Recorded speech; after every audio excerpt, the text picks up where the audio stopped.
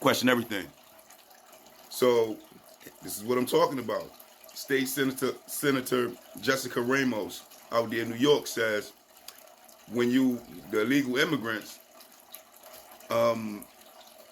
doing sex trafficking, human trafficking,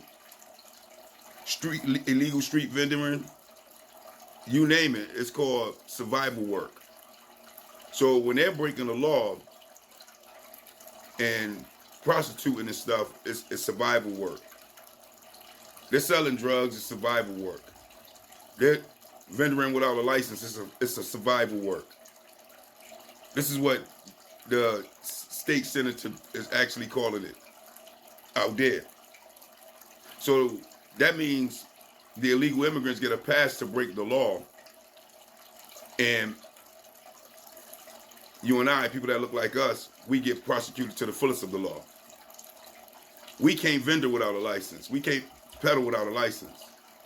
That's called illegal. And the colonizer police officers are going to come and bust you down, even take your products. This is unbelievable. If you're drug dealing, that's against the law. They're going to prosecute you to the fullest of the law. But if they're doing it, the illegal immigrants, that's survival work. They're doing anything to survive.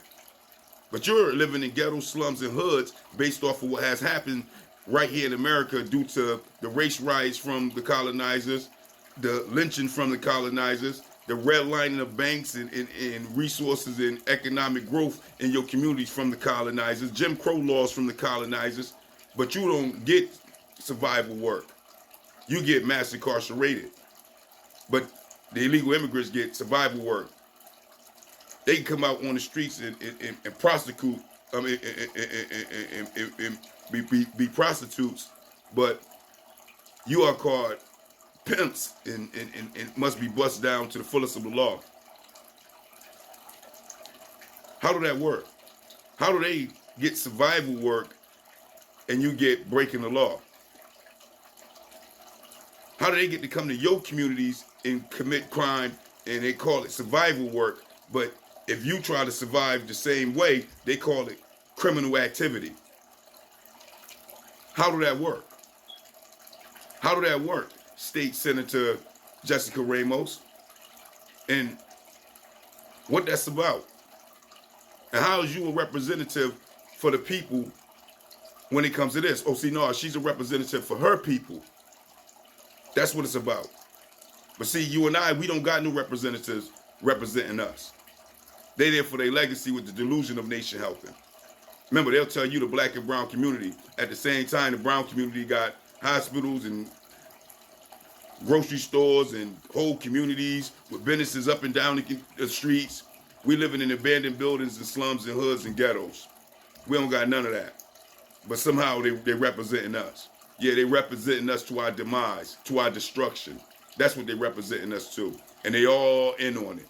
That's why she can get up there on national TV, Good Day New York, and tell you right off the rip, oh, it's survival work. They're doing anything they can to survive. But you and I, we can't do anything we can to survive. We call it criminals.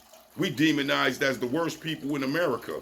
Even though we didn't steal America, we didn't rob America, we didn't take America land, we didn't take America resources and wealth and give it to ourselves and pass it down to our inheritors. We didn't do that. We didn't demonize a whole people that we structuralized and put into prisons and put into slavery and put under all these laws where they couldn't maneuver or make any moves for themselves, couldn't even have their own culture, identity, nothing. We stripped them of all of it. We didn't do that. We're the ones that's living it. But this is the justice for us here in America. This is the reality that this United States have for us, this divided states, this snake of a place to be when it comes to the Aboriginal Negroes. So definitely understand, this is how they see things when it ain't us. When it ain't us, you can survive by all means necessary because it's survival work. Right, Jessica Ramos? But when it come to us, it's called crime and criminals. Savages that got to be bust down to the fullest of the law. This is just what it is.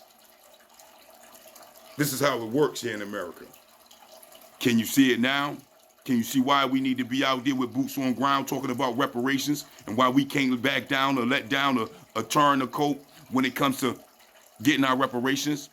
We must stand steadfast and continue to push forward, making as many grassroots as possible, because if we can't get liberated, then no justice, no peace. That's just what it is. And with that, I don't get it. I don't understand it. But that is the question. You let me know. Peace, peace.